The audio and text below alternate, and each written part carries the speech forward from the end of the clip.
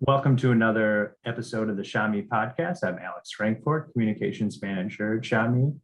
Today we have with us Dr. Robert Shaner, Superintendent of Rochester Community School District, and Allison Roberts, Principal at Hart Middle School. Dr. Shaner and Allison Roberts have had an E3 site at their Hart Middle School location in their district and have been great supporters of the programs ever since its implementation. We're very excited to have the opportunity to speak with them today and get school administrators' perspective on all things happening with child and adolescent health at the moment. So thank you so much for joining us both. Oh, it's a pleasure to be here. Thanks for having us. Yes, thank you. Yeah. So first question right off the bat, as school is resumed this year, how are your students doing? Are you seeing any kind of lingering effects coming out of the pandemic that, are making it seem like a different school year than most? As we know, following the pandemic, everything has been a year of firsts and, reacting to new scenarios. So can you tell us about what you're seeing and how the school year is going so far? Yeah, I can give a little bit big picture, and maybe Allison can talk a little bit from a building level, but I feel like we're not out of the pandemic yet. And I think it's something that we're going to have. It's going to be a journey. And it's a journey for our students, most importantly. Allison reminded me the other day that this year's 8th graders, the last time they had a normal school year, they were in 6th grade. And that puts things in a lot of perspective in terms of moving forward and getting used to being back in school. Now, we were in school last spring for 15 weeks, but it wasn't a normal school day. It was block scheduled. Kids were social distanced. Lunches were scheduled in a way that they could maintain social distancing. It was just a really, really different environment. So when kids got back this fall, I think we all hoped for as much normalcy as we could possibly get. And we are back to a normal school day with normal lunches. But we also have our kids masks, and we're also in the midst of a pandemic with this dangerous Delta variant. And we're dealing with the lingering impact of the pandemic. I think one of the things that we learned through the pandemic is delivering content is possible almost anytime, any place, anywhere, right? It may not be the most effective delivery of it. For some people it is, and some people it isn't, but by and large, we can deliver it. But what we can't replace without in-person instruction is a caring, loving teacher making connections and relationships in front of kids. And my heart is warmed to see that back and seeing that in full force, and seeing not only our teachers connecting with kids, but our bus drivers and our food service workers and our psychologists and social workers and counselors and custodians and administrators, because everyone plays a role in building relationships and connections with kids in our organization and throughout the school community.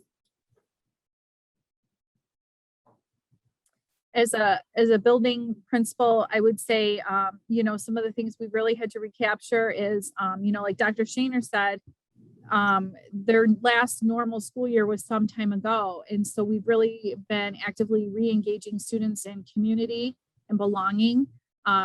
We've had to spend some time on reintroducing those routines and structures that make school a place where everybody feels safe, valued, and respected. And we do that through various forms of communication, restorative practices, and just really, offering creative ways to reach kids and help them feel safe, socially safe, communicating, because they've been in isolation for so long. Mm-hmm.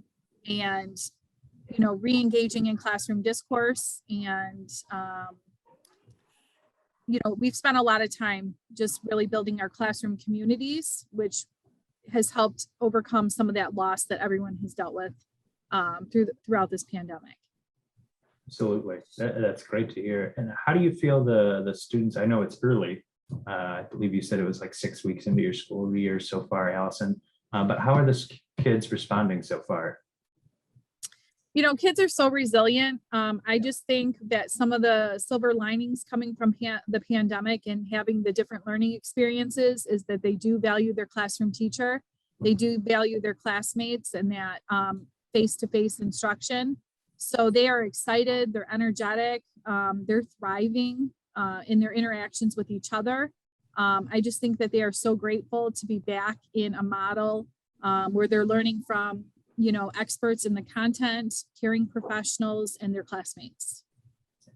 Oh, that's Yeah, and I terrific.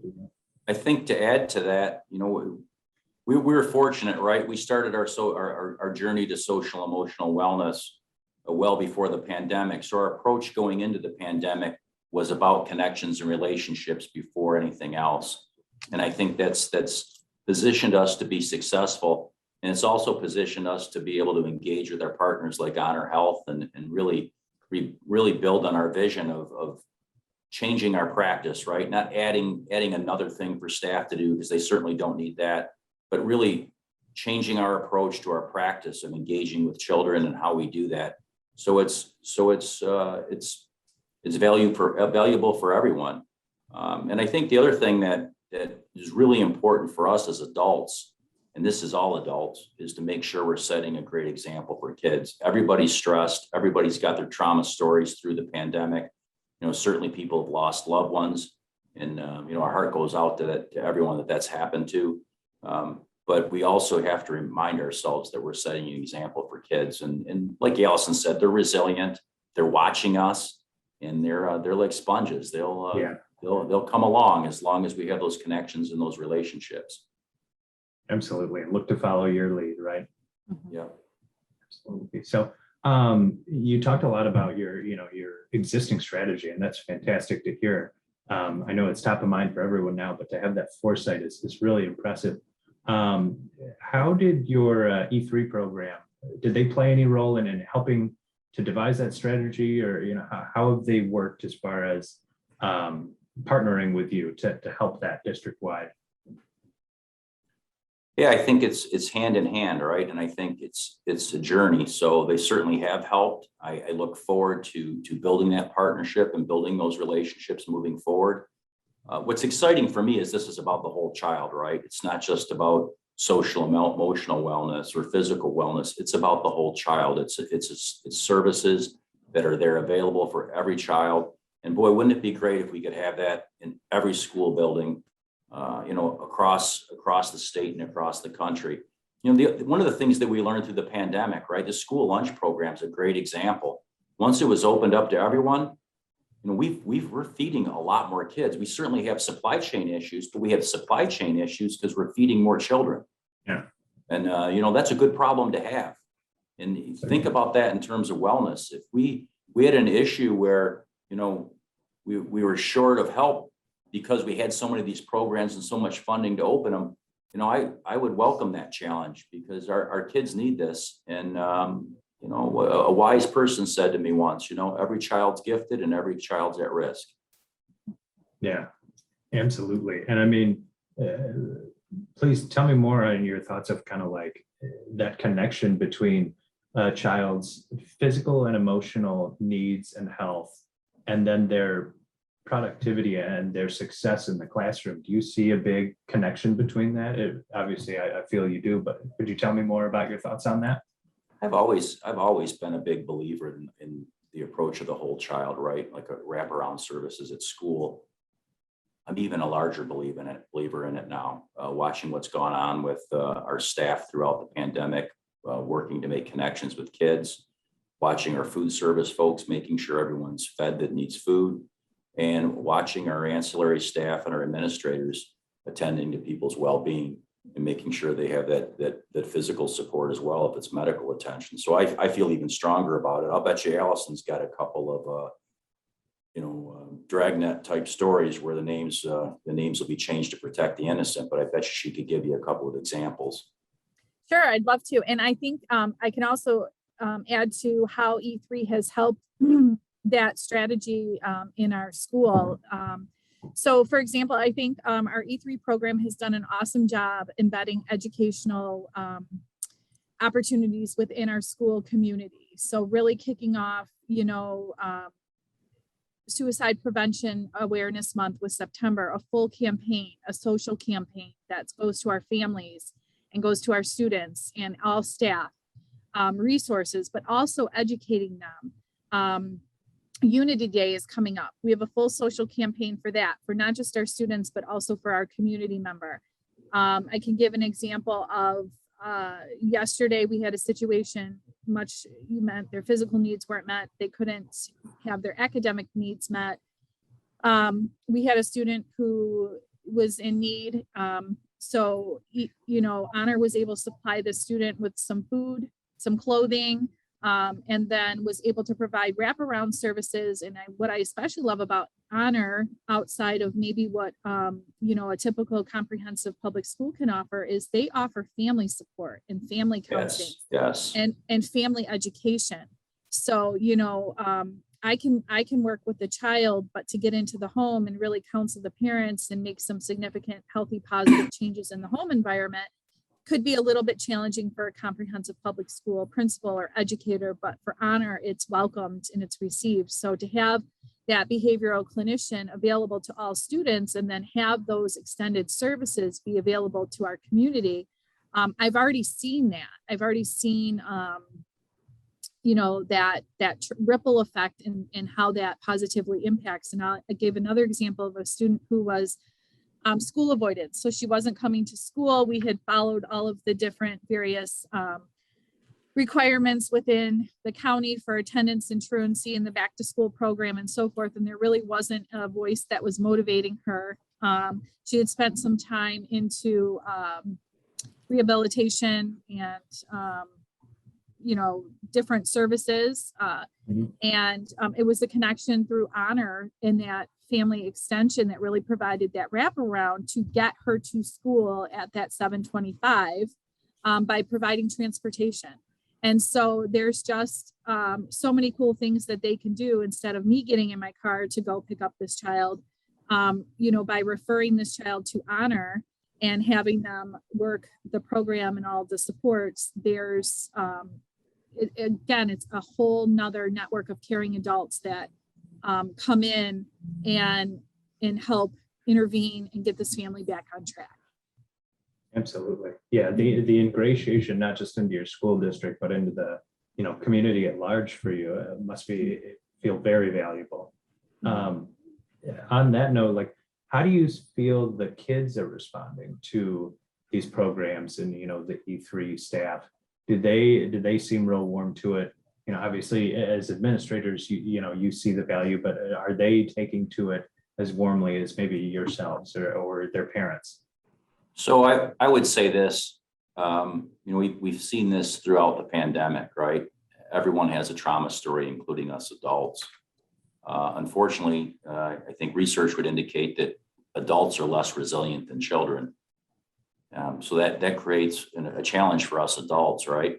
So I would say this from where I sit, I think, the kids are welcoming of this type of support. They're welcome to see it for their peers and themselves. I think we as adults we're a little bit slow to realize that this is the wave of the future in order to attend to the whole child. But what's really, really cool and positive is those extra staff that we have at heart to support our students. They're already becoming part of the culture.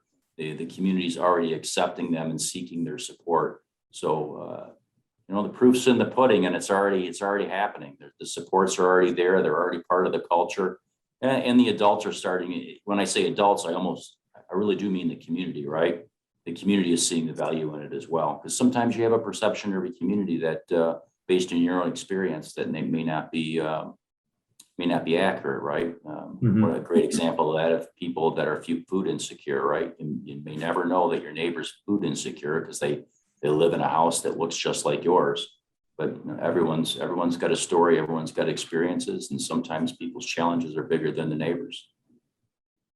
And I think the convenience of the location of the program overcomes some of that stigma. The parents aren't driving in and out of the counseling clinic.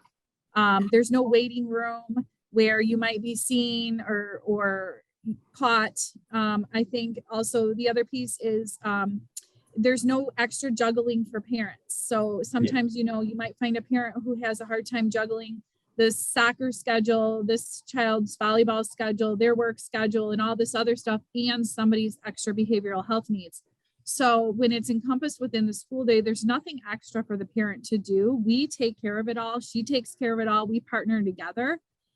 so that it's not anything extra for a parent to make time for. And so I think that's a huge relief, because I feel like some of that is an obstacle to care outside of the school day, is just simply we all want more time in our day. And as a parent, myself, sometimes I feel overwhelmed when I'm juggling various schedules, and to add one more thing to it that I can help alleviate from a family that's already stressed or feeling overwhelmed, I think they're very open and receptive to that care. Yeah, that's terrific. Yeah, I really appreciate you saying that, because that's certainly what our network always aims for, is how can we really assist the full school district, the full community, and really, assist outside of just the direct offering of, the normal services, and just be, as big of a resource to you guys as much. So it's great to hear that that's felt on the other side, and those efforts are, validated. So we appreciate that. I suppose as we kind of, wrap this interview up, can you tell me any more, just general thoughts and feelings you have, or stories, some of your favorite experiences working with the program? Sure, I can share. Our behavioral health clinician has started a youth advisory council, which is a school-wide community club where she meets with students on a routine basis. And it is a student-led and facilitated organization based off school-wide needs. So they generate, we would like this, or we would need to do this. And she's meeting with them, she's providing feedback, and they are implementing positive change within our school. And I just love that student leadership. I love the student-led and student facilitated, because I think that helps meet our long-term goal of removing the stigma. When you get kids comfortable talking about social issues with trusted adults in a capacity, in a forum of public venues and school-wide events, then as they become adults, they continue that. And it's a slow progression, but in time, our goal would be to, get everybody talking about these social issues and these behavioral health issues and mental health issues that we are needing very much to talk about, and that it's okay to get care. And so I am seeing kids really embrace that club and take that leadership role, and be excited about implementing positive change within our community. So I think that has been one of the greatest things that I've seen so far. We really appreciate the support and the organization stepping up with us in a school district like Rochester, because I really think this can be a great example for all school districts, and quite honestly, for the legislature across the state. I really believe that the next wave, the future of public education, is going to have to involve services like this, so we don't have that stigma, but more importantly, so that support is there in a timely way. And it's part of our practice, right? It's part of the practice of our teachers to employ the folks at Honor Health. It's part of a practice as counselors to work together with all of the clinicians and all of the support within the program. And I think it's not a situation where it's for necessarily economically challenged kids or affluent kids. I think the support needs to be for all kids. Certainly, like I said before, all of them are gifted, and all of them can be at risk, and we need to have those supports in place. Excellent. That's so great to hear. Well, thank you both so much for joining us today. I really appreciate you giving us the time.